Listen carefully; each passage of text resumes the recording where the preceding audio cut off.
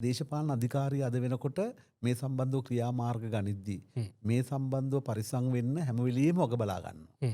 2000 වර්ෂයේදී 2002 වර්ෂයේදී වගේ මේ සම්බන්ධව පරීක්ෂණ අපි ආරම්භ කළා. අපිට පොඩි කන්ට්‍රඩික්ෂන් එකක්. ඒ කියන්නේ අපිට පොඩි ව්‍යාකූල තත්ත්වයක් ඇති වුණා. මේ කාරණාට අපි කැබිනට් එක අවබෝධ කරගත්ත පමණින්. අපේ රාජ්‍ය දේශපාලන අධිකාරිය අවබෝධ කරගත්ත පමණින්. රාජ්‍ය නිලධාරීන් අවබෝධ කරගත්ත පමණින් කරන්න පුළුවන් දෙයක් නෙමෙයි.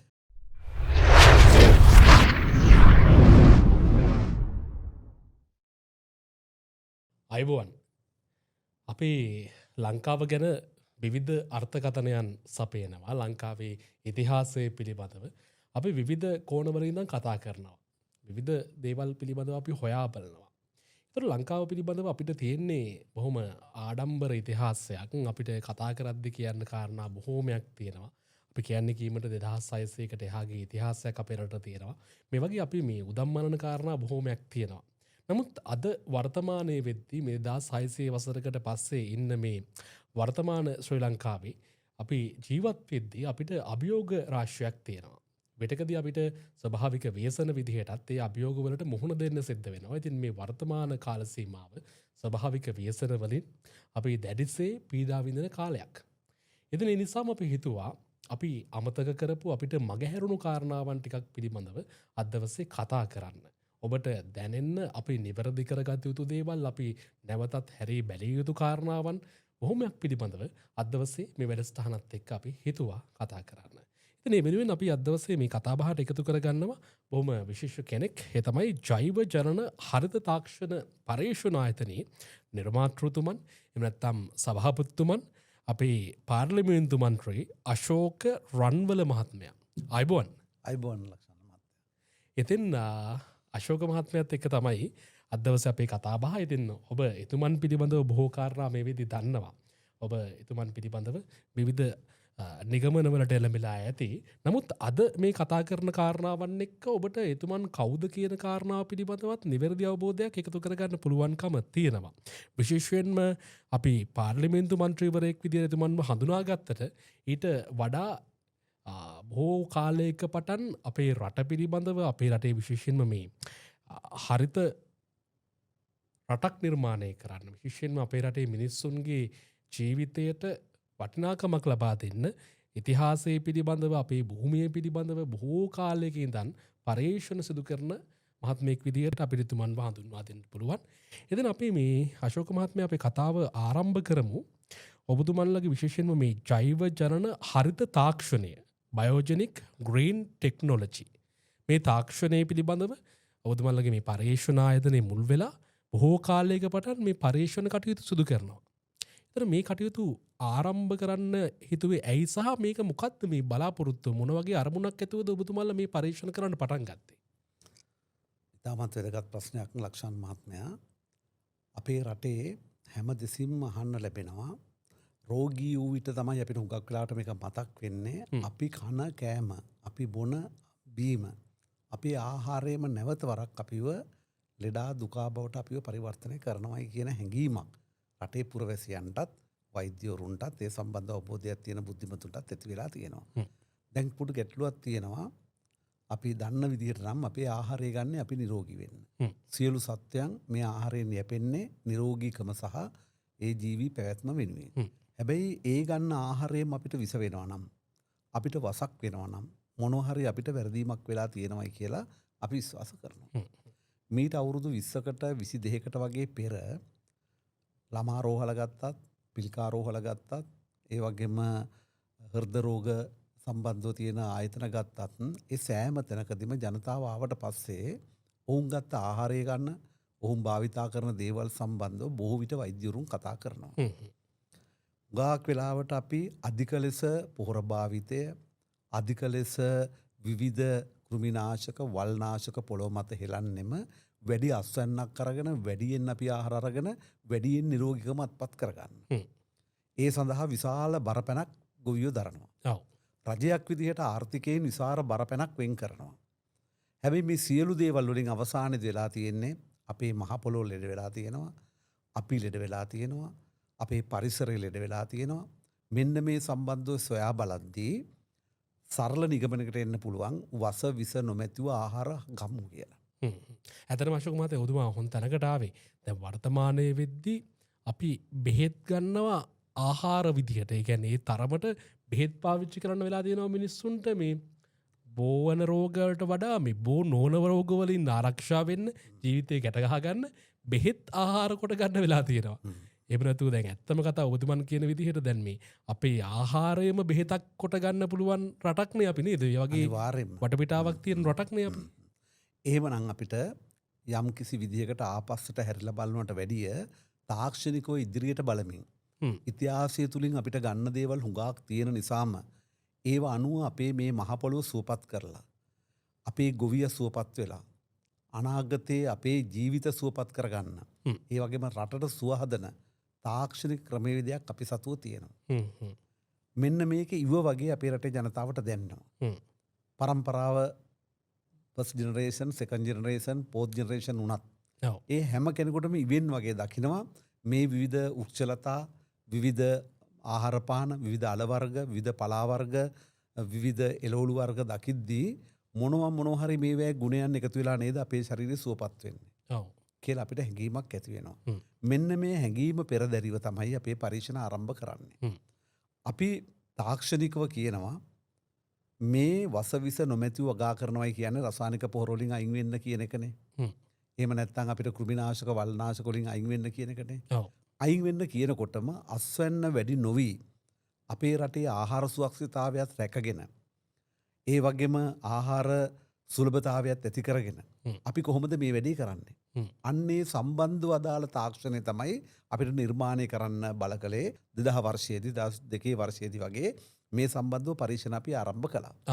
එදා අපිට මේ සම්බන්ධව පරීක්ෂණ ආයතනයක් තිබුණේ නැහැ. මේ සම්බන්ධව කතිකාවක් කරන වෛද්‍යවරුන් වෛද්‍ය ශිෂ්‍යයින් එවිට ඒ වගේම විශ්වවිද්‍යාල ශිෂ්‍යයින් සමහර විට අපේ පාරම්පරික අවබෝධයේ තියෙන බොහෝ ප්‍රඥාවන්තයින් එකතු කරගෙන අපි මේ සම්බන්ධව කතිකාවක් තමයි ආරම්භ කළේ.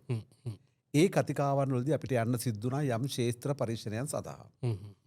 අපිට පොඩි කන්ට්‍රඩික්ෂන් එකක්. ඒ කියන්නේ අපිට පොඩි ව්‍යාකූල තත්ත්වයක් ඇති වුණා විවිධ දේවල් සම්බන්ධව එක එක තැන්වලදී එක එක හැසිරීම් රටා එක එක කාලගුණික රටා තුල මේ භෝගගාවේ තියෙන චලනය හුඟක් වැඩි. අපි ඒකදී කාබනික පොහොර කියලා අපි හඳුන්වපු දේ සම්බන්ධව ඇත්තටම ගොවියන් ඒකෙන් ප්‍රතිලාභ අත්පත් කරගන්නවද නැද්ද? ඒක එහාට වඩා ගෙනියනවා නම් මේ අපේ ලාංකීය භූමිය තුල තියෙන ඒකට සම්බන්ධව අවස්ථාවන් මොනවද? ඒකට තියෙන විභවයන් මොනවද? ඒ අධ්‍යයනය කරත් තමයි අපිට හම්බ වුණේ අපේ රට ඇත්තෙන්ම මේ රට තුල මේ වැඩේ කරන්න සුසුම රටක් බවට පත් වෙන්න ලාංකීය භූමියේ සුවිශේෂී ලක්ෂණ 8ක් අපි අඳුරගත්තා. ලක්ෂණ 8ක්. ලක්ෂණ 8ක්. ඒක ව්‍යුහාත්මක පිහිටීමේ ලක්ෂණ 8ක්. අපිට 1 2 3 4 5 කියලා 8ක් කියලා වෙන් කරගත්තට මේ 8ම එකට කලවම් වෙලා තමයි මේ ශ්‍රී ලංකාව කියන නම හැදෙන්නේ. දැන් ලක්ෂණ අපි කුඩා කාලේ ඉඳන්ම දන්නවා මේකට ඉන්දියන් සාගරයේ මුතු ඇටේ කියනවා. ඔව්. හැබැයි මේක මුතු ඇටයක් නෙමෙයිනේ. ඔව්. අපි එහෙම කිව්වට මුතු ඇටයක් කියලා අපිට දැනෙන්නේ නැහනේ. ඊළඟට ලෝකේ උතුම් රට කිව්වට එහෙම එකක් දැනෙන්නේ නැහනේ. ඔව්. නමුත් මේ මුතු ඇටයක් එහෙම නැත්නම් ලෝකේ උතුම් රටක් වෙන්න අදාළ කාරණා ටික අපිට විෂයන් විදිහට උගන්වලා තියෙනවා භූගෝල විද්‍යාවේදී, පරිසර විද්‍යාවේදී. නමුත් මේ විෂය මූලික දැනීම තුල මේ රට සම්බන්ධව හොඳම අවබෝධයක් තිබුණා නම් එහෙමනම් මේට වඩා මේවා වෙනස් කරන්න අපේ රටේ ජනතාව අපේ රටේ ඊළඟ පරම්පරාව මැදිහත් වෙන්න ඕනනේ. හැබැයි එහෙම මැදිහත් වීමක් අපි දකින්න හම්බෙන්නේ නැහනේ. ඔව්. එහෙමනම් අපිට රටක් ගැන සැබෑ අවබෝධයේ විෂය මූලික දැනුමෙන් පමණක් නිර්මාණය වෙන්නේ නැහැ. ඒකට තියෙනවා අපේ ඉතිහාසයක්. පාරම්පරිකව අපි ලබාගත් දැනුම් සම්භාරය. මේ පරිසරයත් එක්ක කරන අරගල ස්වභාවයන්. ඒක පරම්පරාවෙන් තව පරම්පරාවකට මේක ලබා දෙමින් අවුරුදු 2000-3000කට ඉතිහාසය තුල ආපු දීර්ඝ ගමනක් තියෙනවා. එහෙනම් අපි ළඟ මේ රට සම්බන්ධව හොඳම අවබෝධයක් අපේ දරුවන්ට අපිට තියෙන්න ඕනේ. ඔව්. අපි හැබැයි පොත්පත් කියවද්දී විවිධ ගොඩාක් පුරාණ පොත්පත්වල තියෙනවා මේ සම්බන්ධව තියෙන දැනුම් සම්භාරයක්. ඒ සම්භාරයන් මත පදනම්ව අපේ මේ සමාජ සංවර්ධනයන් සිද්ධ වුණා නම් අද වෙනකොට මේ ලාංකීය භූමිය සම්බන්ධව අවබෝධය අපිට තාමත් ඉහළින් තියෙන්න ඕනේ. විෂය මූලික දැනුම අපේ තියෙනවා. භූගෝල විද්‍යාව සම්බන්ධව, පරිසරය සම්බන්ධව, වෙනත් අපේ කාලගුණික විෂයන් සම්බන්ධව හොඳ දැනුමක් අපිට තියෙනවා. හැබැයි රටකට ආදරේ වෙන්නේ මම පුංචි උදාහරණයක් කියන්නම්කෝ. දරුවෙක් ගත්තහම ඒ දරුවට ආදරේ අම්මට ඇති වෙන්නේ ඒ දරුවගේ නමෙන්ද? නිමල්, සරත් කිව්වහම. සරත් කියන නමින් හෝ නිමල් කියන නමෙන් නෙමෙයිනේ. ඒ දරුවගේ මූණුවර, නහය, මූණ, ඇස කන, කටහඬ ඒ දරුවට කරන්න පුළුවන් දේවල් මොනවද? කරන්න බැරි දේවල් මොනවද සියම සම්බන්ධව තියෙන අධ්‍යාත්මික බැඳීම තමයි අම්මයි දරුවයි අතර ඇති වෙලා තියෙන්නේ. කියන්නේ වඩාත් හොඳින් ඒ දරුවා සම්බන්ධව හොඳම අවබෝධයක් තියෙන්නේ අම්මට තාත්තට.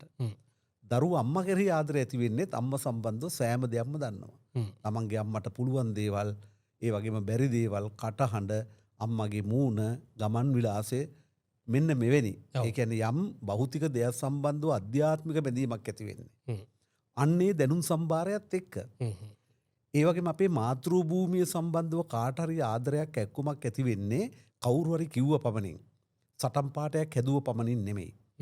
ඒ මාතෘ භූමිය සම්බන්ධව සැබෑ අවබෝධය නිර්මාණය වෙන්නේ ඒක තුල පාරම්පරිකව අපිට ආපු දැනුම් සම්භාරය. ඒක තුල පොරබැදීම් කරපු මුතුන් මිත්තන්ගේ ප්‍රමාණය අපිට හරියට අවබෝධ වුණොත් තමයි. ඒක නිසා අපි විශ්වාස කරනවා මේ ලාංකීය භූමිය සම්බන්ධව සැබෑ අවබෝධයක් ගන්න නම් මේකේ ව්‍යුහාත්මක පිහිටීමේ ස්වરૂපය යම් නිශ්චිත විදියකට අධ්‍යයනයක් කරන්න ඕනේ ඉතිහාසයේ මේ අඩුවක් පවතින නිසා. අවුරුදු 500කට වැඩි කාල පරිච්ඡේදයක් තුල අපේ රට යටත් විජිත බවට පත් වෙලා තිබුණා. 1505 දී විදියට පෘතුගීසීන්ට යටත් වුණා.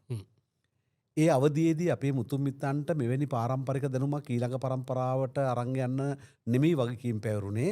තමන්ගේ හරක බාන දරුවෝ ඒ වගේම තමන්ගේ ගේ දොර වතු පිටි පරිස්සම් කරගෙන ඊළඟ පරම්පරාව නිරෝගීව පවත්වා ගැනීම තමයි ඔවුන් අරගල කළේ. ඊළඟට ඒ කාල පරිච්ඡේදය අවසන් වෙලා 1625 වෙනකොට අපි ලන්දේසීන්ට යටත් වුණා. ඒ කාල පරිච්ඡේදයත් මේ දැනුමක් ඉස්සරහට අරන් යන්න නෙමෙයි තමන්ගේ දරු මල්ල පරිස්සම් කරගන්නේ කොහොමද, හරක බාන පරිස්සම් කරගන්නේ කොහොමද, වතු පිටි පරිස්සම් කරන්නේ කොහොමද කියන වගකීම තමයි ඔවුන් වෙත පැවරලා තිබුණේ. ඒ වගේම 1815 දී රට බ්‍රිතාන්‍යයට යටත් වුණාට පස්සෙත් මේ විදිහටම ඔවුන්ගෙන් තාඩන පීඩන එල්ල වෙද්දී ඒවට විරුද්ධව සටන් කරන්න, ඒවට විරුද්ධව තමන්ගේ දරුවන් ආරක්ෂා කරගන්න එවැනි දේවල් තමයි අපේ මුතුන් මිත්තන්ට පැවරුණු වගකීම. ඒක නිසා මේ අවුරුදු 500කට ආසන්න කාල පරිච්ඡේදයක් පුරාම අපේ රටේ ජනතාවට තමන්ගේ ආරක්ෂාව අවිනිශ්චිත තත්ත්වය අවදානම් තත්ත්වයට මුහුණ දුන්නා. රිස්ක් එක හිටියේ තමන්ගේ පාරම්පරික දැනුමක් ඉස්සරහට ගෙනියනවයි කියලා හිතන්නවත් බෑ. පාරම්පරික දැනුමක් ඉස්සරහට ගෙනියනවයි කියන්නේ කටකතාවේ ඉස්සරහට ගෙනියනවා විතරක් නෙමෙයි. තමන්ගේ අත්දැකීම් ටිකත් ඒකට මුසු වෙනවා. එතකොට චලනයක් සිද්ධ වෙනවා, සංවර්ධනයකුත් සිද්ධ වෙනවා. ඊළඟ පරම්පරාව තවත් දෙයක් එකතු කරලා ඒ පරණ දේ වඩාත් පෝෂණය කරලා මුවහත් කරලා ඊළඟ පරම්පරාවට බාර දෙනවා. අර බැටල් එකක් බාර දෙනවා වගේ. හැබැයි මේ ක්‍රියාවලිය තමයි බිඳ වැටෙන්නේ 500 ගානකින්. එහෙනම් මේ 500 ගානක ගැප් එක අපි ඇල්ලිය යුතුයි. ඒකට මේ පරම්පරාවෙන් පරම්පරාවේ සිද්ධ වුණු ක්‍රියාවලිය සම්බන්ධව අවබෝධයක් ඇතුව මේ ලංකාව මොකද්ද කියලා අධ්‍යයනය කරගෙන යනකොට අර කියන මූලික කාරණය අපේ ඕනෑ ආහාරය අපේ සුවපත් වෙන ආහාරයක් බවට පරිවර්තනය කරගන්න. ඒකෙන් පරිසරයට වෙනසක් නොවී පවත්වා ගන්න. සතා සිව්පාවට ඒකෙන් හානියක් නොවෙන්න නම් මේ ලාංකීය භූමියේ සුවිශේෂී ලක්ෂණ ව්‍යුහාත්මක පිහිටීම අනුව අවබෝධයක් කරගත යුතුයි. අන්නේ අවබෝධය තමයි අපි මේ ජෛව ජනන හර්ථ තාක්ෂණ පරීක්ෂණ ආයතන නිර්මාණය කරගෙන සොයාගත්තේ. ඒ සොයා ගැනීම කියන්නේ ඒක මේ මහා ලොකු රොකට් සයින්ස් එකක් සොයාගත්ත නෙමෙයි. ඉතිහාසයේ අපේ මුතුන් මිත්තන්ගේ තිබුණු ඒ දැනුම් සම්භාරය මේ නවතම කාල පරිච්ඡේදයට ගැලපෙන ආකාරයට අපි ඒක ගොඩනගාගත් එක තමයි කරලා තියෙන්නේ. ඉතිහාසයේ අපේ අක්මුල් සොයායාමක් මේ. සොයායාමක් ඇත්තටම ඒක ලාංකීය භූමියත් එක්ක බැඳිච්ච. පුද්ගල බද්ධ විතරක් නෙමෙයි පරිසර බද්ධ, භූමියට බද්ධ විච්ච, වායුගෝලයට බද්ධ විච්ච මේ ක්‍රමය. ඉතින් ඒ කාරණා 8 ඉතාමත් වැදගත් වෙනවා. හැබැයි මේක වෙන් කරනවට වැඩිය අර පාරම්පරික දැනුමක් නිසාම මේක එක තැනකින්ද අධ්‍යයනය කරන්න පුළුවන් නම් හොඳයි. ඒවා මාරු නිසා තමයි කාරණා 8කට අපි මේක කඩාගෙන තියෙන්නේ. ඒ කාරණාට එකකරයක් සම්බන්ධයි. අනිවාර්යයෙන්ම එකිනෙකට එකක් සම්බන්ධයි.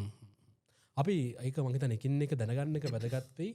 ඉතින් ඔබට මේ සාකච්ඡාව මුලින් ඉඳන් අගටම බලන්න කියලා ඔබට මතක් කරනවා.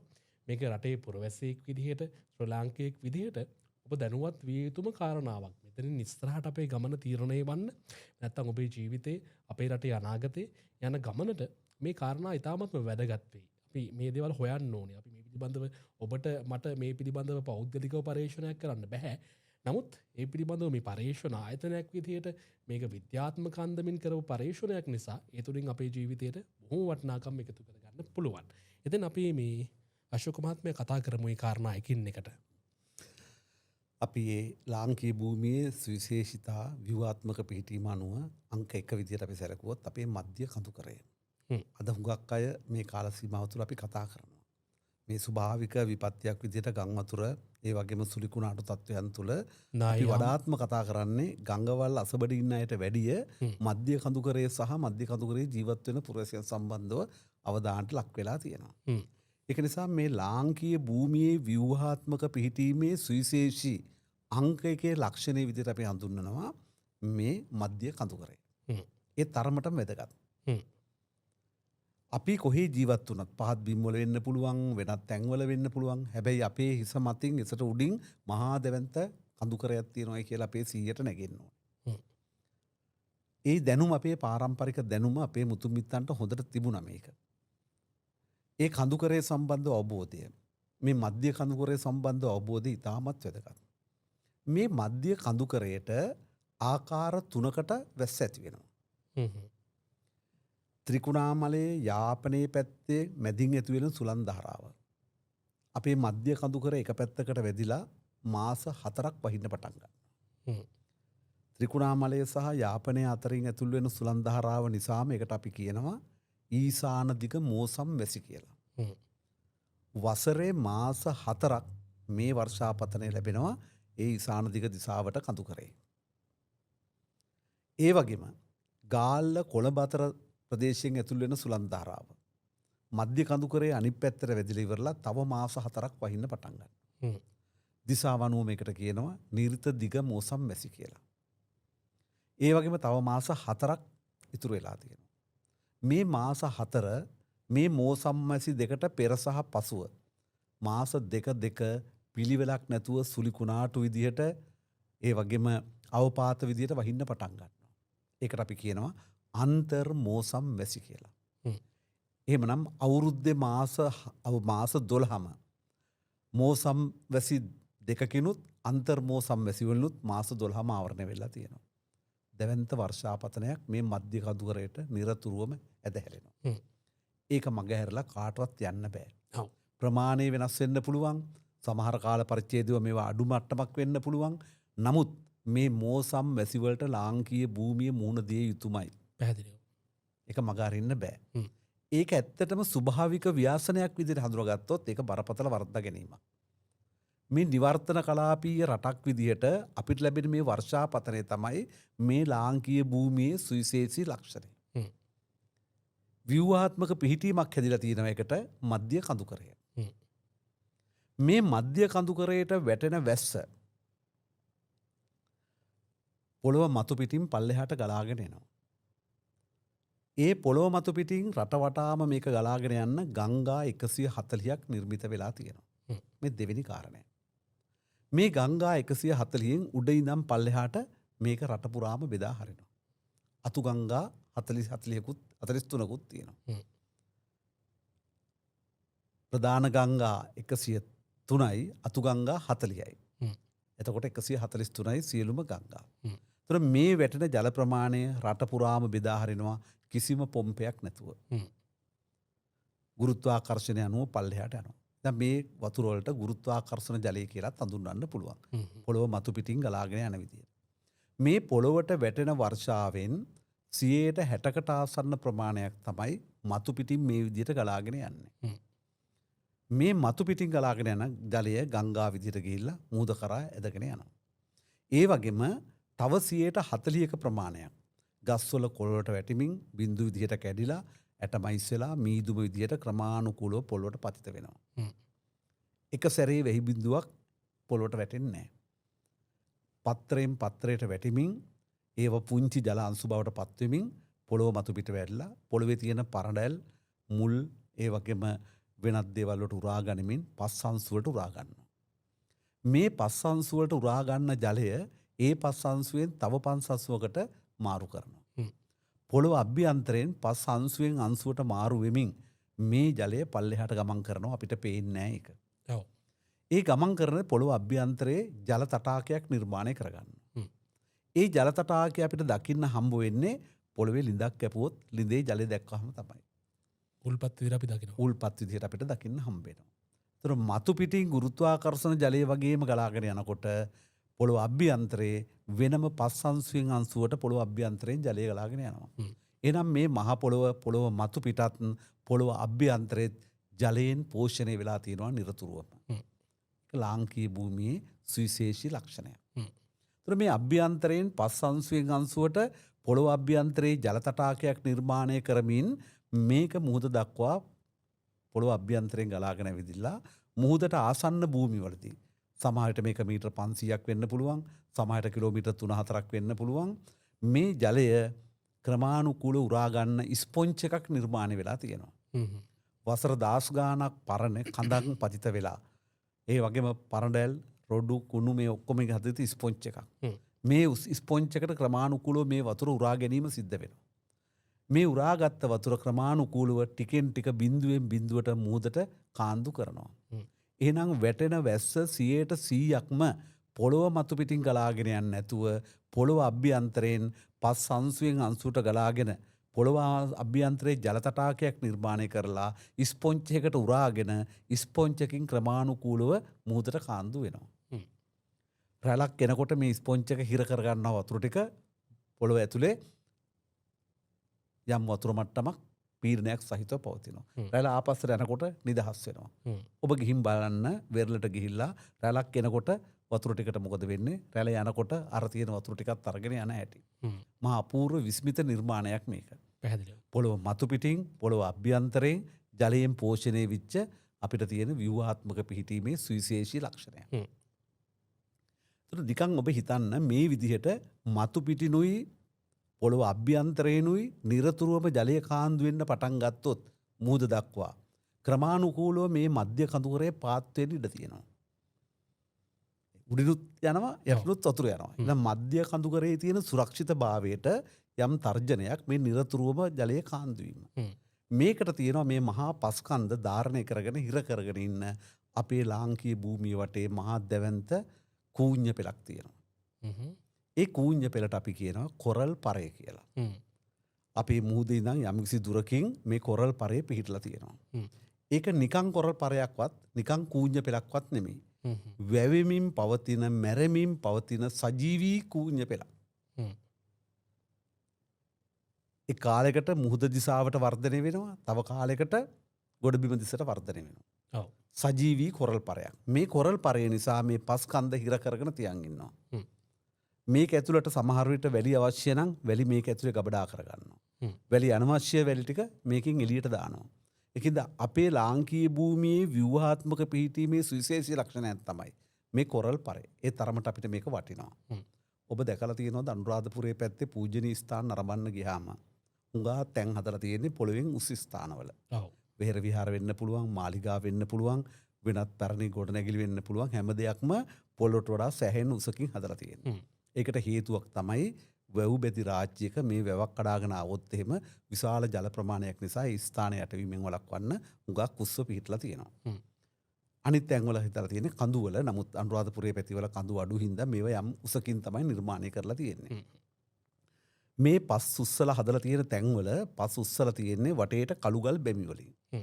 මේ කළුගල් බැමි එකින් එක අඩු කරගෙන ඇවිදිලා අවසානයේදී මේක තද කූඤ්ඤයකින් ඉර කරලා තියෙනවා. ඒ කූඤ්ඤය සුවිශේෂී නමකින් හඳුන්වනවා. මුරගල කියලා. ඒ මුරගලක් අඩි 20ක් අඩි 30ක් ඒ තරම් උසයි. මේ මහා කළුගල් බැම්මත් ඒක ඇතුලේ තියෙන තෙතබරිත වෙන පස් තට්ටුවත් දරාගෙන ඉන්න පුළුවන් විදිහට තමයි මේ මුරගල හදලා තියෙන්නේ. ඒ මුරගලෙන් තමයි මේක පස් තට්ටුව හිර කරගෙන ඉන්නේ.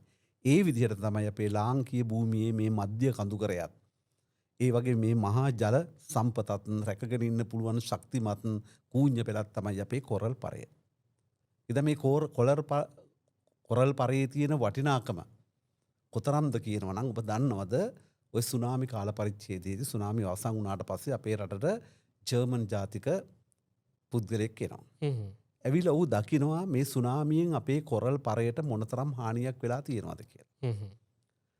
ඔහු කොරල් පරයේ නිතරම ගැවසීමෙන් ඉන්නේද්දී ඔය හික්කඩුව පැත්තේ තරුණයෝ ටිකක් මේකට බලන්න ගිහිල්ලා මේ වයසක විදේශිකයෙක් ඔහුත් එක්ක කොරල් පරේ ඉන්නකොට අර අපේ ලාංකීය තරුණයා අර කොරල් පරේ උඩ හිට ගන්නවා. හිට ගන්නකොට මුහුණට කේන්ති ගිහිලි ඉවරලා අයින් වෙන්න කියලා සැර කරනවා. සැර කරාම අහනවා උඹේ රටේ ඇවිල්ලා අපිට පාට් එක දාන්නේ මොකටද? අපි අපේ රටේ දෙක අපි ඉන්නේ උඹට මොකද්ද අයිතිය තියෙන්නේ? කොහමරි මේක පොඩි ආගියුමන්ට් එකකට ගිහිල්ලා මේ තරුණයෝ ටික ගොඩ බිමට එනවා. ගොඩ බිමට ඇවිදින්න ඉවරලා අරයා එනකන් ඉන්නවා මේකට එගේන්ස්ට් කටයුතු කරන්න. ආවට පස්සේ මේ ජර්මන් ජාතිකයා ගිහිල්ලා ඉවරලා පොඩි කබානා අස්සට ගිහිල්ලා වැඩ කරලා ඉන්නේ නැද්දි අර තරුණයෝ ටික ඇවිල්ලා අහනවා උඹ ඇයි අපිට මේ විදියට තර්ජනය කළේ අපි ඔය එළුවේ ඇයි කියලා. එතකොට දකින්නවා මෙයා වතුරේ පුංචි පුංචි කෑලි හිටෝලා තියෙනවා එයාගේ කබාන එක ඇතුලේ. එතකොට මෙයා පැහැදිලි කරලා දෙනවා මේව අරන් ගිහිල්ලා මම අවුරුද්දක් ගානේ මගේ වැකේෂන් එකට ඇවිදින්න අර කොරල් වවල ඉවරලා ඒක පැල කරනවා. උඹලා ඒක උඩ නැගලා ඉවරලා මේක විනාශ කරනවා. උඹලාගේ රටේ ඉතාමත් වටිනාම දේ තමයි මේ කොරල් පරය. ඒක රැකගන්න මට තියෙන උඹනාව උඹලට නැහැ කියලා. මම මේ පැහැදිලි කරලා තියෙන්නේ මේ විශ්වීය වශයෙන් ගත්තට පස්සේ රටක් ඒ වගේම රටක තියෙන මූලික ව්‍යුහාත්මක පිහිටීමේ සුවිශේෂී ලක්ෂණ ඒවා මේ අපි විතරක් අධ්‍යයනය කරන දේවල් නෙමෙයි. මේවා ලෝකෙ අධ්‍යයනය කරන්න ඕන දේවල්. ඒවා තමයි රටක් රැකෙන්නේ. අපි කොහොමද නිකන් ව්‍යාසනයක් ආවට පස්සේ ඒ වෙලාවට වැළපෙනවා නෙමෙයි. ඒ ව්‍යුහාත්මක පිහිටීමේ සුවිශේෂී ලක්ෂණ සම්බන්ධව හොඳ අවබෝධයක් ඇතුව අපි හිටියොත් හැමදාම මේක සුරක්ෂිත වෙනවා. දැන් මම කාරණා 4ක් විතර කිව්වා මේ ව්‍යුහාත්මක පිහිටීමේ සුවිශේෂී ලක්ෂණ. ඊළඟ කාරණේ තමයි දැන් කොරල් පරේ වගේම අපේ රටේ කෙටි දුරක් ඇතුළත ශීඝ්‍ර උෂ්ණත්ව වෙනස් වීමක් තියෙනවා. වැල්ල වායු උෂ්ණත්වය සෙන්ටිග්‍රේඩ් අංශක 32ක් විතර. වැල් වායු ඉඳන් කිලෝමීටර් 30ක් විතර ආපුවාට පස්සේ බෙරගල කොසලන්දරහා බෙරගලට එන්න පුළුවන්. බෙරගල උෂ්ණත්වය සෙන්ටිග්‍රේඩ් අංශක 12යි. බෙරගලින් කිලෝමීටර් 8ක් විතර වංගු අරගෙන නැග්ගට පස්සේ හපුතලේදී කිලෝමීටර් 8ක් නැග්ගට පස්සේ හපුතලේ උෂ්ණත්වය සෙන්ටිග්‍රේඩ් අංශක 8කට අඩු වෙනවා. ඔක්කොම කිලෝමීටර් 38යි. 32 තියෙන උෂ්ණත්වය අඩු වෙලා තියෙනවා හපුතලේදී සෙන්ටිග්‍රේඩ් අංශක 8ට. විශාල උෂ්ණත්ව වෙනසක්. කෙටි දුරක් ඇතුළත ශීඝ්‍ර උෂ්ණත්ව වෙනස් වීමක් තියෙන රටක් විදියට ඒකත් අපේ ව්‍යුහාත්මක පිහිටීමේ සුවිශේෂී ලක්ෂණය. ජෛව විවිධත්වයේ වගේම ආන්න හරි වචන ඒකයි. දැන් මේ සෑම සෙන්ටිමීටරයක් මීටරයක් පාසාම මේ උෂ්ණත්ව වෙනස් වීම බලපාන නිසාම ඒ උෂ්ණත්වයට අනුවර්තනය වෙච්ච පොළොව මත ජීවීන්, පොළොව අභ්‍යන්තර ජීවීන්, ඉගිලෙන පුංචි කුරුළු වර්ග, ඒ වගේම කූර වර්ග, ඒ වගේම ජලයේ පීනන මාළු වර්ග විවිධත්වය ඇති වෙනවා මේ සෙන්ටිමීටරෙන් සෙන්ටිමීටරට තියෙන උෂ්ණත්ව වෙනස් වීම නිසා. පොළොව මත ඉගිලෙන සත්තු වර්ග, පොළොව අභ්‍යන්තරේ, පොළොව යටම තියෙන ශුද්‍ර ජීවීන් වර්ග විශාල ජෛව විවිධත්වයක් තියෙනවා. ලක්ෂාන් මහත්තයා ඔබ අර කිව්ව වචනේ අපේ රටේ මේ ජෛව විවිධත්වය කියන්නේ මෙන්න මේ සුවිශේෂී ලක්ෂණය පදනම්ව නිර්මාණය වුණ තියෙනවා. අපි මේ සුවිශේෂී ලක්ෂණ 8 ව්‍යුහාත්මක පිහිටීම සම්බන්ධව අධ්‍යයනය කරන්නෙම ඒ අපිට ලැබිලා තියෙන සම්පත් ටික ගැන කතා කරන්න පෙර මේ ලක්ෂණ 8 දැනගත්තොත් තමයි ඒකෙන් අපිට තියෙන වාසිය මොකක්ද කියලා බලා ගන්න පුළුවන්. තේරුම් ගන්න පුළුවන් වෙන්නේ. ඊළඟ ලක්ෂණය තමයි අපිට තියෙනවා හරියටම පැය 12 ආලෝකයේ තියෙනවා, අඳුර තියෙනවා. උදේ 6ට ඉඳන් හවස 6 වෙනකන් අපිට ආලෝකයේ තියෙනවා. හවස 6 ඉඳන් පහුදා උදේ පාන්දර 6 වෙනකන් අපිට අඳුර තියෙනවා. මේ අඳුරත් ඕනේ අපිට ආලෝකයත් ඕනේ. අපි විවිධ රාජකාරී සඳහා රාත්‍රී කාලයේදී මේ අඳුර අයින් කරලා ආලෝකය ලබනවා තමයි. හැබැයි ලෝකේ රටකට අඳුරත් හරියට තිබුණොත් තමයි ඒ රටේ ස්වභාවික සම්පත්, ස්වභාවික ක්‍රියාවලියන් යථා තත්ත්වයට පත් වෙන්නේ. අඩුම තරමින් අපිට පුළුවන්කම තියනවා රටක් විදියට රෑ 10න් පස්සේ රටේ ලයිට් නිවා ගන්න. අත්‍යවශ්‍ය තැන් තියෙන්න පුළුවන් ආලෝකය අවශ්‍යයි. නමුත් ජපානයේ දැන් ගිහින් බලන්න ජපානයේ හැම ගෙදරකම දැන් රෑ 10ට ලයිට් නිමනවා. නරිතා එයාපෝට් එකේ පවා රෑ 10 වෙනකොට ලයිට් නිමලා. වීදි පහන් ඔක්කොම ඕෆ් කරලා. මොකද මේ අපි ජීවත් වෙනා වගේම නිසාසර පක්ෂීන්, නිසාචර ජීවීන් විශාල ප්‍රමාණයක් රාත්‍රී කාලයේදී ක්‍රියාත්මක වෙලා මේ පරිසරයට දැවැන්ත මෙහෙවරක් කරනවා. අපිට මේ මෙහෙවර නැවත පෙරලා තමන්ගේ භූමියේ උවමනාවක් බොහෝ දේවල් ඉෂ්ට සිද්ධ කරලා දෙනවා. ඒක නිසා මේ ආලෝකයේ වගේම අපිට අඳුරත් අවශ්‍ය වෙනවා. ප්‍රභා සංශ්ලේෂණය කරද්දී ආලෝකයේ වගේම අඳුරත් අවශ්‍ය වෙනවා. යම් කාල සීමාවක් අපිට ප්‍රභා සංශ්ලේෂණයේ වැඩි කාල සීමාවක් අඳුර තියන්න පුළුවන් නම් ඒකත් ශාකයේ වර්ධනයට බෙහෙවින් නිවාල් වෙනවා. ඔක්සිජන් නිෂ්පාදනය කිරීම, කාබන් ඩයොක්සයිඩ් උරා ගැනීම, මේවැ සමබරතාවය. සියලු දේවල් ඇති වෙන්නේ මේ අඳුර සහ ආලෝකයේ තියෙන සමබරතාවයත් එක්ක. ඒක නිසා අපිට ඒ සම්බන්ධ ස්වභාව ධර්මයෙන්ම ලැබිලා තියෙනවා විශේෂ දෙයක්. ආලෝකය අපි නිකම්ම සුදු පාට දැක්කට මේ සුදු ආලෝකයේ තියෙනවා වර්ණ 7ක්. රතු, තැඹිලි, කහ, කොළ, නිල්, ඉන්ඩිගෝ, දම්. දම් පාටින් එක වැඩ කරනවා ශාකයේ, රතු පාටින් තවත් වැඩක් කරගන්න පුළුවන්. මේ වර්ණාවලියම ආලෝකයේ අපි හඳුනනවා ප්‍රකාශ ප්‍රතික්‍රියාව කියලා. ඒ වගේම අඳුරෙන් අපි තියෙනවා අඳුරු ප්‍රතික්‍රියාව, ලයිට් රියැක්ෂන්, ඩාර්ක් රියැක්ෂන්. මේක ගොඩාක් සංකීර්ණයි. මම මේ සරලව ලාංකීය භූමියේ සුවිශේෂී ව්‍යුහාත්මක පිහිටීමේ ලක්ෂණ ටික සම්බන්ධව අවබෝධයක් ගන්න පාරම්පරිකව මේක අවුරුදු 10 ගානක් තිස්සේ අපේ රටේ පරම්පරාවෙන් පරම්පරාවට ආපු දැනුම් සම්භාරය අපි කතා කරන්නේ මේ විදිහට. එහෙමනම් රටක් විදිහට මේ ලාංකීය භූමියේ සුවිශේෂී ව්‍යුහාත්මක පිහිටීමේ ලක්ෂණ 8 අපිට කොතරම් ආකාරයට අපේ ජීවිතයන් හැඩගස්ස ගන්න, මේ පරිසරය ආරක්ෂා කරගන්න, අපිට මේ පරිසරයෙන් අපේ ආහාරය හදාගන්න, අපිට අවශ්‍ය ජලය ටික අපිට පානය කරගන්න කොතරම් වැදගත් වෙයිද කියලා කතා කරන එක තමයි ඊළඟට අපි කරන්න ඕනේ. මේ තිරසාර පැවැත්මක් වෙනුවෙන් තමයි මේ ලක්ෂණයට වැදගත් වෙන්නේ. අනිවාර්යෙන්ම මේ කතා කළේම දැන් අපි තිරසර කුෂිකර්මාන්තය ගැන කතා කරනවා. තිරසර කර්මාන්ත ගැන කතා කරනවා. මේ සූර්යාලෝකයේ ගබඩා කරගෙන බලශක්තිය අර්බුදයට උත්තර හොයන්නේ කොහොමද කියලා කතා කරනවා. හැබැයි අපි මේ සෑම වෙලාවකදීම මොන තරම් සූර්ය කෝෂ හයි කළත් වැඩක් නැහැ. මේ මූලික කාරණා 8 අපි විනාශ කරගෙන. මොන තරම් බලාගාර හැදුවත් වැඩක් නැහැ. මේ මූලික 8 විනාශ කරගෙන. මොන තරම් අපි ගොඩනැගිලි හැදුවත් වැඩක් නැහැ. ලාංකීය භූමියේ සුවිශේෂී ලක්ෂණ 8 අමතක කරලා. ඒක නිසා වෙනම පරිසර අමාත්‍යාංශ වෙන්න පුළුවන්. එහෙම නැත්නම් වෙනත් මේ අපිට නිර්ණායක හදලා දෙන ආයතන වෙන්න පුළුවන්. ඒ වේ විද්‍යානුකූල පදනමෙන් මැනලා දිරව මැනලා හදලා දෙන ඒවා නෙමෙයි වැදගත්කම තියෙන්නේ. අපිට දැනුම් සම්භාරයක් තම තමන්ට සැම පුරවැසිකුණු තියෙන්න ඕනේ. අපි මේ පය ගහලා ඉන්න පොළොව පවතින මූලික කාරණා ටික මොනවද? ඔව්. එහෙනම් තමන් ගයක් හදිද්දි මෙන්න මෙතන මේ වැඩේ මම කළොත් ඒ ලාංකීය භූමියේ ව්‍යුහාත්මක පිහිටීමට නේද මම ඩැමේජ් කරන්නේ. දැන් ඔබ හිතන්න ගෙදර වටිනා බඩුවක් ගේනවා. අපි ෆ්‍රිජ් එකක් කියමුකෝ. මේ ෆ්‍රිජ් එක පාවිච්චි කරද්දී අපි පරිස්සම් වෙනවනේ මේක ඩැමේජ් නොවි තියාගන්න. ඇයි? මේ ෆ්‍රිජ් එක ඩැමේජ් වුණොත් අපිට අපි කරන ක්‍රියාවලියක සීත කරගන්න වැඩි අපිට කරගන්න බෑ. බැරි වෙනවා. ඒකින්ද අපි ෆ්‍රිජ් එක පරිස්සම් කරනවා. ගෙදර ටීවී එකක් අපි පරිස්සම් කරනවා. ඒ හැබැයි අපේ මුළු සමස්ත අනාගතයේ ඊළඟ පරම්පරාවත් දැන් පවතින පරම්පරාවත් සුරක්ෂිත වෙන්න අපිට පවතින මූලික ලක්ෂණ 8 අමතක කරලා ඒවා විනාශයට ලක් කරනවා නම් ඔබ කිව්ව වචනය තිරසාර පැවැත්මක් අපිට ඇති වෙයිද? ඒක නිසා කුෂිකර්මාන්තය රීජෙනරේටිව් ඇග්‍රිකල්චර් නැවත උත්පාදනය කරමින් කුෂිකර්මාන්තයේ තියෙන මූල ධර්මයක්ම තමයි අනිත් කර්මාන්තවල නැති අපිට කුෂිකර්මාන්තය ලබා දෙනවා අමුද්‍රව්‍යත් ඒක තුළම ලබා දෙනවා.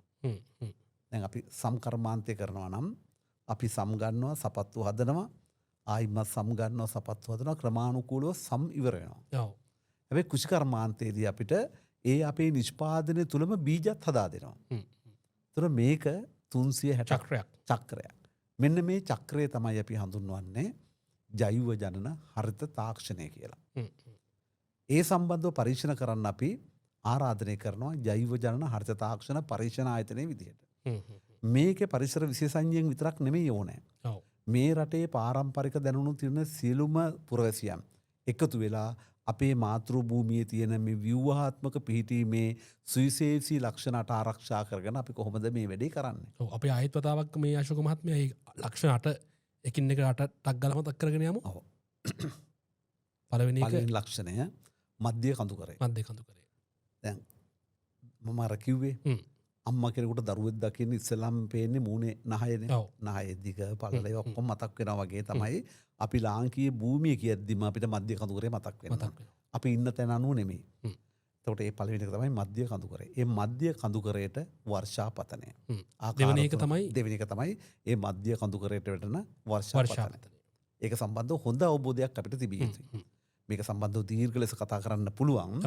මොකද මේ මත තමයි අපේ මධ්‍ය කඳුකරය තුල ඔය දැන් හදලා තියෙන ජලාශ පිරණ ආකාරය, ඒ පිරුණාට පස්සේ ඒක ඩෑම් මැරිකට පස්සේ වෙන හානීන්, ඒක හිස්ව තියාගන්න ඕන ප්‍රමාණය කොතරම්ද, ඒ මධ්‍ය කඳුකරේ මොන සුළං ධාරාවෙන්ද ඒවා පිරෙන්නේ, එක පැත්තක පිරෙනකොට අනිත් පැත්තේ අඩු වෙන විදිය, මේවා සමබරතාවය ඇති කරගන්නේ කොහොමද, ඒ මධ්‍ය කඳුකරේ හදලා තියෙන ජලාශ ඒ මධ්‍ය කරයට සමබර වෙලා තියෙනවද, අර අන්න ඒ සියලු දේවල් සම්බන්ධව හැඟීමක් ඇති වෙන්න ඕනේ මේ මධ්‍ය කඳුකරේ කියද්දී සහ ඒකේ වර්ෂාපතනයන් තුන සම්බන්ධව අවබෝධයක් ගනිද්දී. අපි ඔන්න කාරණා දෙකක් කිව්වා. තුන්වෙනි කාරණාව තුන්වෙනි කාරණයට එනවා පොළොව මතු පිටින් ජලය බැසගෙන යාම. ඔව් අපි දකිනවා ගංගාවන් ජලයේ විදිහට ගුරුත්වයේ යටතේ ගංගාවන් විදිහට පල්ලෙහාට රට පුරාම මේ ජලය බෙදා හැරීමේ ක්‍රියාවලිය. ඒක සම්බන්ධව සරල නෑ. ඔව් මේක ඇඟට දෙන්න අපේ ඇඟ ඇතුලේ රුධිරය ගමන් කරනවා වගේ. මේ පොළොව මතු පිටින් හැම පැත්තකටම මේ ජලය ප්‍රවාහණය කිරීම. ගංගා 143ක් විදිහට. ගංගා 103යි. අතු ගංගා 40යි. සියලු දේවල් 143යි. මේ 43 අපේ ඇඟ ඇතුලේ තියෙන නහර වගේ. දැන් අපේ හැම පොඩ්ඩක් කැපුණ ගමන් ලේනවයි කියලා අපි දන්නවනේ. ඒ වගේ උදළු පාරක් ගහද්දී අපිට දැනෙන්න ඕනේ. දැන් මේ මං හානි වෙනව හෝ රකින්නේ. මොන මගේ ඇඟේ තියෙන මොන පද්ධතියද? ඒතර මේක ඇතුලෙන් ජලය යනවා, අභ්‍යන්තර ජලය තියෙනවා. මේවා ඩැමේජ් වෙන්නේ කොහොමද? මේ සම්බන්ධව පුළුල් අවබෝධයක් අපේ රටේ පුරවැසියන්ට තිබිය යුතුයි. පොදු මහ ජනතාවට තිබිය යුතුයි. තිබිය යුතුයි. එතකොට ඒක තමයි මේ කාරණාට පාරම්පරිකව අපිට උරුම වෙන්න ඕන දැනුමක් කියලා කියන්නේ මම ඒකයි. ඔන්න තුන්වෙනි කාරණාව අපි කිව්වා. හතරවෙනි කාරණාව පොළොව අභ්‍යන්තරයෙන් අභ්‍යන්තරයෙන් ගමන් කරන මේ පස් අංශුවෙන් අංශුවට ජලය උරා ගැනීමෙන් කේශාකර්ෂණ ජලාකර්ෂණ ජලය මත පස් අංශුවෙන් අංශුවට ජලය උරා ගැනීමෙන් ගමන් කරන එක. ඊට පොළොව අභ්‍යන්තරයේ ජල තටාකයක් හදාගෙන ඒ ජලය ක්‍රමානුකූලව මුහුදට නිදහස් වෙන ආකාරය ස්පොන්ජ් එකට උරා ගැනීම. ඒක සුවිශේෂී ලක්ෂණ වල වැදගත් ක්‍රියාවලියක්. ඒක පස්වෙනි කාරණාව. ඒක පස්වෙනි කාරණාව. ඒ කියන්නේ ඒක බලන්න පොඩ්ඩක් ඔබ හිතලා බලන්න. දැන් මුතුරාජ වෙලා අපේ මේ ගම්පහ දිස්ත්‍රික්කයට කොළඹ දිස්ත්‍රික්කයට කිට්ටුව තියෙන වගුරු බිමක්නේ.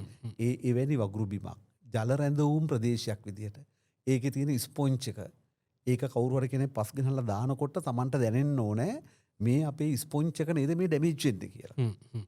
ඒක පොලිසියට හෝ එහෙම නැත්නම් ඒ ඉඩම් ගොඩ කරීමේ වගකීම තියෙන අයට නෙමෙයි ඒක දැනෙන්න ඕනේ.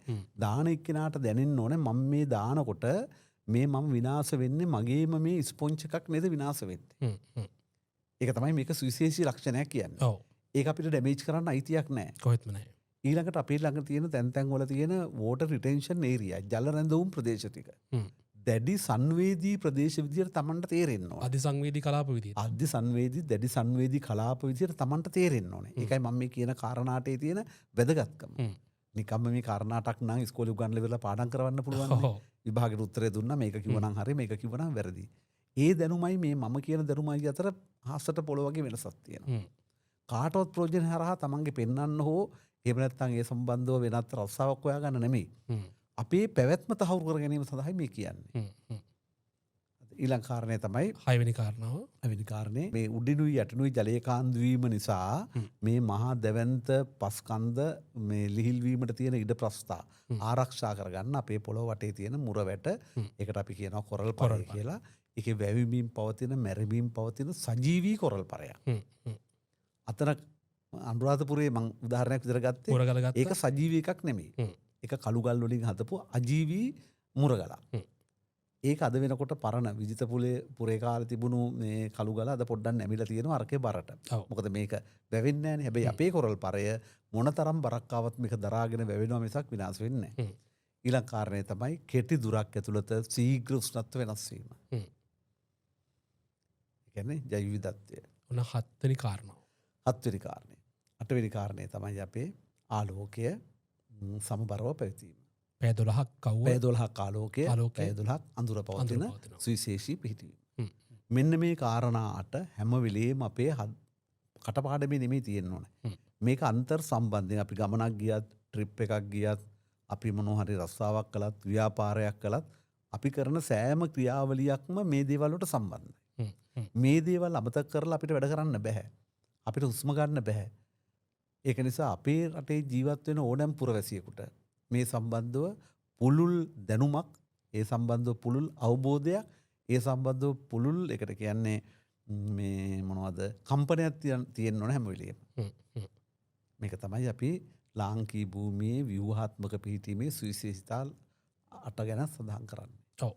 එතකොට දැන් අපි දැන් ඔබතුමල්ල දැම්ම පර්ේෂණ ආයතනයක් විදිට මේ පිළිබඳව පර්ේෂණ කරමින් දැන් ඉදිරියට ගන්න පුළුවන් ක්‍රියාමාර්ග විදිර බුතුමන් හඳුරාගර දී මොනවත් දැම්ම පර්ේෂණ ආයතනය මගින් අපි මේ කාරණා අට වෙනම දැ මේක ඉවර වෙලා ඊළඟට එකක් හොයමු කියලා නෙමේ මේ හැම දෙයක්ම සම්බන්ධව අවබෝධ වෙනකොට අපිට ඇතිවුණු ප්‍රශ්නත් එක්ක තමයි. අපි ජෛව ජනන හර්ත තාක්ෂණය ලංකාව තුළ ගොඩනගන්න. අපේ ඉතිහාසය අපේ මුතුන්මිත්තන් තමන්ගේ ක්‍රියාවලියන් කළේ කොහොමද කියලා අධ්‍යයනය කරනකොට. ඒ අධ්‍යයන ක්‍රියාවලියෙන් ගැන බිසෝ කොටුව හදනකොට මොකක් ගැනද මේ හිතලා තියෙන්නේ. මෙච්චර සංකීර්ණ වාරි කර්මාන්තයක් තුළදී වැවකට වතුර පුරෝලා වැවින් වතුර ගන්න එක. ඊටත් වඩා දැවන්ත තාක්ෂණ ක්‍රියාවලියක් බවට පත් කරගන්න මොනතරම් කාරණා ගැන හිතලා තියෙනවද. එතකොට අපි දැක්කයි නම් මේ ලාංකීය භූමියේ ව්‍යුහාත්මක පිහිටීමට සුළු හෝ බලපෑමක් නොවෙන්න. එක පස්සන්සුවක් වැව ඇතුළෙන් සෝදපාලුවට ලක් නොවෙන්න. දෙපස ඉවුරු ටික කඩාගෙන නොයන්න. ඉතාමත් හොඳින් වතුර ටික එළියට ගන්න කරපු සැලැස්ම.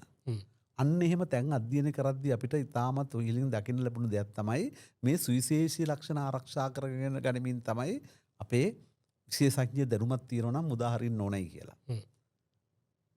කියන්නේ අපි කියන්නේ මේ ලාංකීය භූමියේ ඉන්න ඕනම විශේෂඥවරේ තමන්ගේ විශේෂඥ දැනුම මුදාහරින්න ඕනේ. තමන් මත පැවරිච්ච ඓතිහාසික වගකීම තමයි මේ ලාංකීය භූමියේ සුවිශේෂී ලක්ෂණ 8ට පුංචි හෝ ඩැමේජ් එකක් නොකර තමන්ගේ නිර්මාණය සාර්ථක කර ගැනීම. ඒක සෝලාර් සිස්ටම් එක වෙන්න පුළුවන්, විදුලි බලාගාර වෙන්න පුළුවන්, වෙනත් කර්මාන්තයක් සුළු පරිමාණයෙන් කරන දෙයක් වෙන්න පුළුවන්, වෙළඳ ව්‍යාපාරයක් සාර්ථක කරගන්න වෙන්න පුළුවන්. අපි මොනවා සාර්ථක කරගත්තත්, ඉතාමත් හොඳ සෝලාර් පද්ධතිය හයි කළත්, ඉතාමත් දියුණු සුළං බලාගාර හයි කළත්, ඉතාමත් දියුණු මේ ටර්බයින් හයි කරලා ජල විදුලිය නිෂ්පාදනය කරගත්තත් ඒකක්වත් වැඩක් නැහැ. පුංචි හරි හානියක් කළොත් මේ ලාංකීය භූමියේ සුවිශේෂී ලක්ෂණයකට. අන්නේ හොයාගෙන ගිහිල්ලා ඉවරලා අපි මේ හොයන්නේ මේ අපේ ආහාරය හදාගන්න කුෂිකර්මාන්තය. ඒ කුෂිකර්මාන්තය තුල භෝග වගාව කරද්දී මේ අපේ මූල මණ්ඩලයේ පොළොව තුලට යද්දී ස්වභාව ධර්මයෙන් හැදිලා තියෙන ක්‍රමයේ වෙනස් නොකර මේ පස බුරුල් නොකර මේ කිරිමුල ළඟින් මේ කැම ටික උරා ගන්න ස්වභාවික ක්‍රමවේදයට ඉඩ දෙන්නේ කොහොමද? එහෙමනම් මේ රසායනික උග්‍ර රසායනික ද්‍රව්‍ය එහෙම නැත්නම් කෘමිනාශක වල්නාශක දැම්මට පස්සේ අපේ ජලගෝලයට වෙන්නේ මොකද? පස් අංශුවෙන් අංශුවට පොළොව අභ්‍යන්තරයෙන් යන ජලයට මොකද වෙන්නේ? අන්න ඒක හොයාගන්න තමයි අපි මේකට කළේ. කින්ද අපි දැක්කා ටික කලක් මේ අධ්‍යයනයන් කරද්දී මේ භෝගගාවන් රසායනික පොහොර දාලා ගන්න අස්වැන්නට සමාන හෝ ඊට වැඩි අස්වැන්නක් ගන්න පුළුවන් තාක්ෂණය මේ භූමිය තුලම අපිට උත්පාදනය කරලා දීලා තියෙනවා. මේ සුවිශේෂී ලක්ෂණ නිසා. මම පුංචි කාරණයක් කියන්නම්. මම මේ කාරණාට අමතර දෙයක් ගැන කියන්නේ. ලෝකේ හුඟක් රටවල් වවන රටවල්.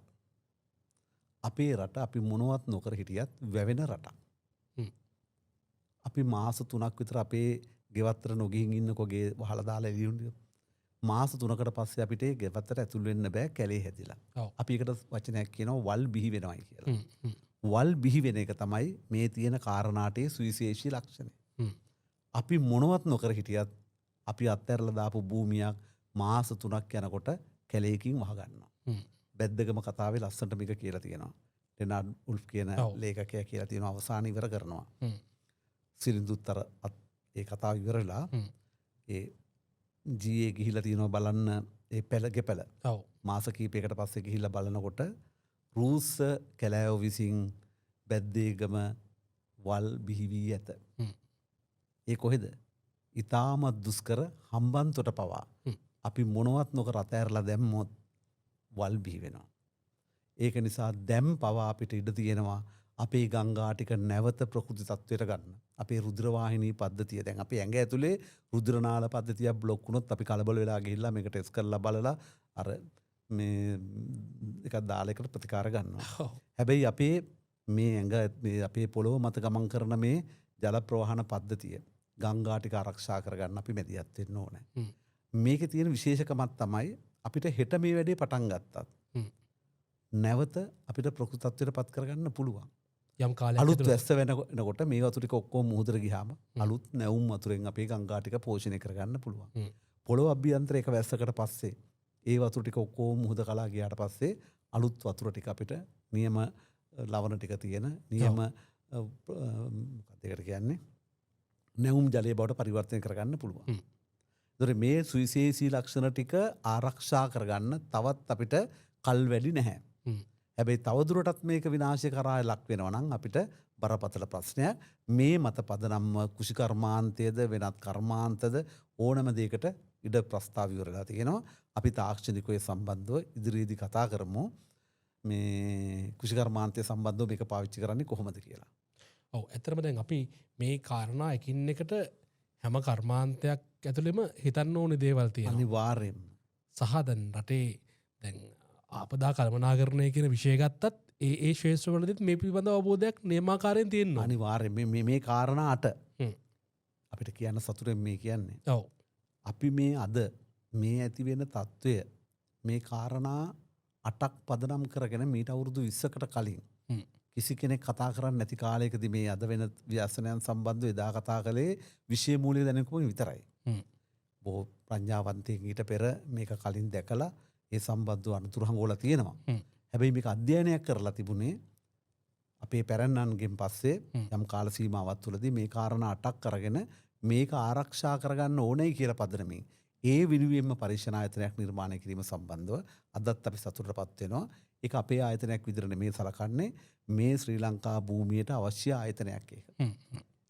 එතකොට දැන් ඔබතුමාලා මේ එකතු කරගන්න දැනුම මේ පරීක්ෂණ වලින් ලබා ගන්න තොරතුරු මේ කාරණාට මුල් කරගෙන ලබාගත්ත ඒ නිගමන වලට එළඹිලා තියෙනවනේ මේ වෙද්දි. ඒතර ඒ තොරතුරු දැන් මේ රටේ තීරණ ගන්නා පාර්ශවයන් අද ඔබතුමන් නියෝජනය කරනවා.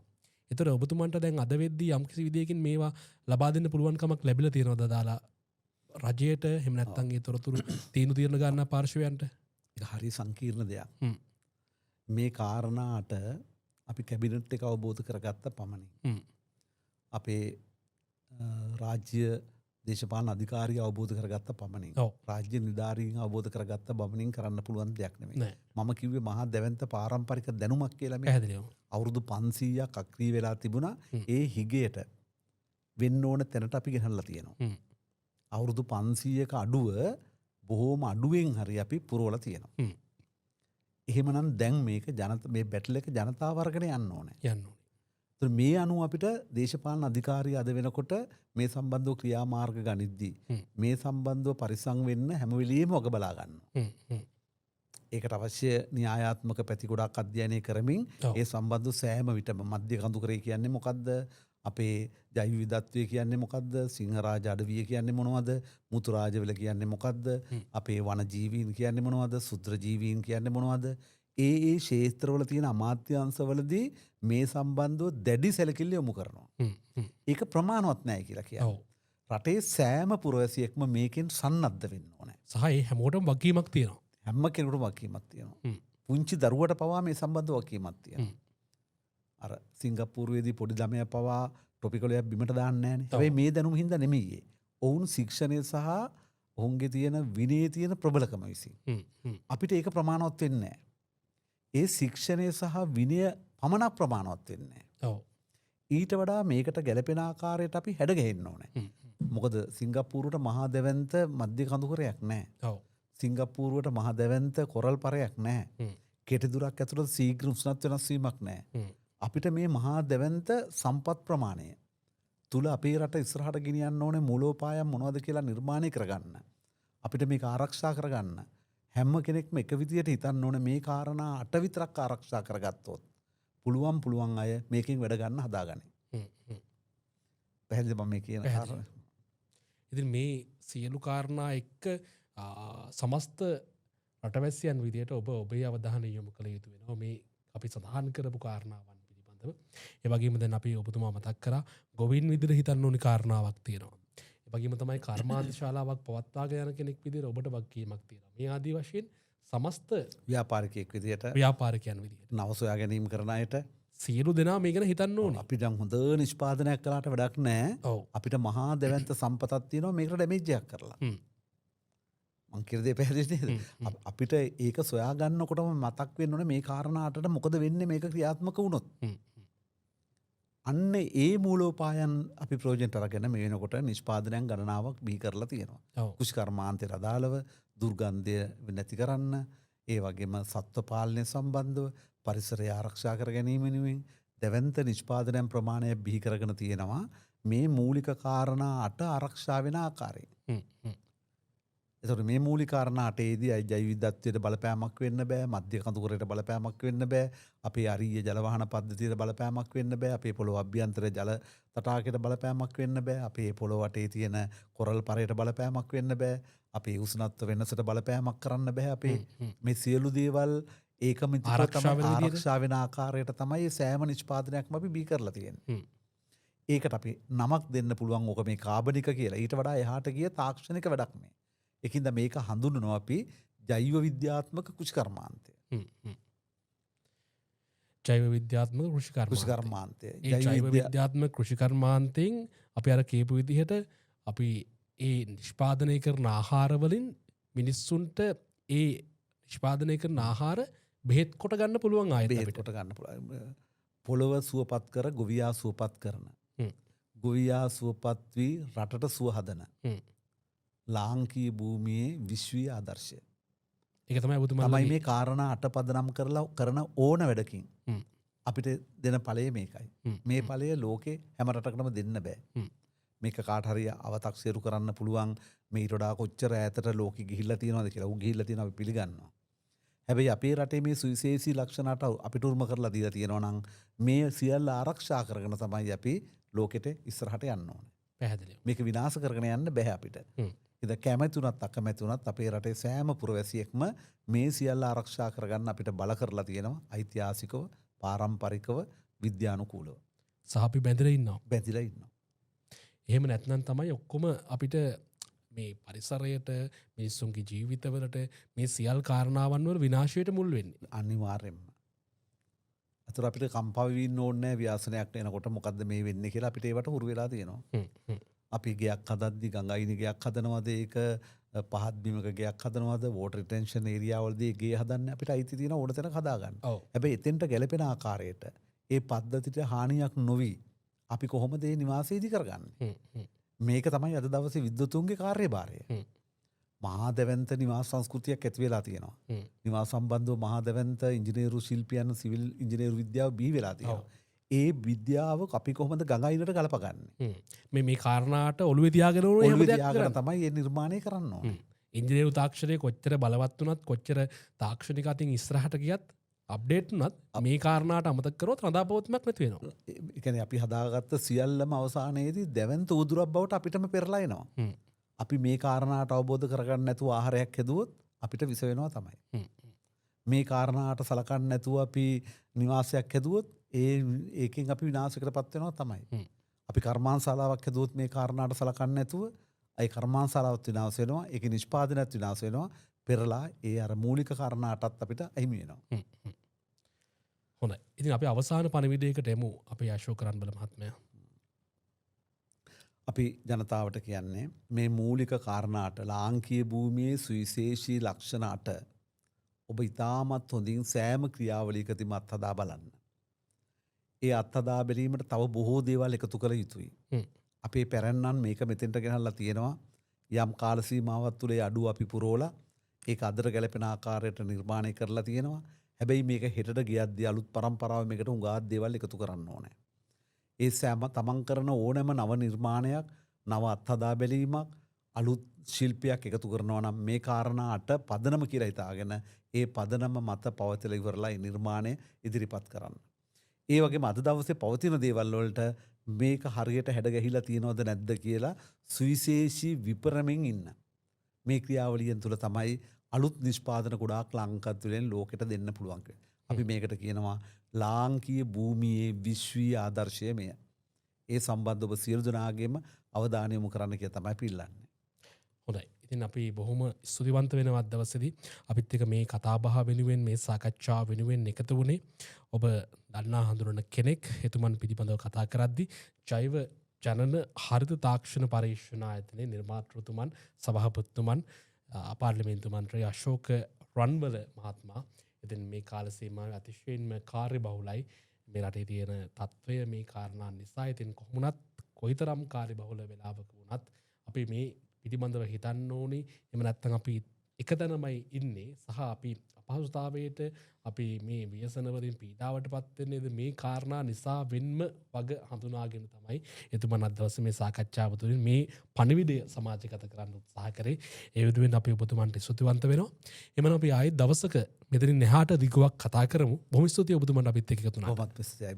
ආයිබෝන්.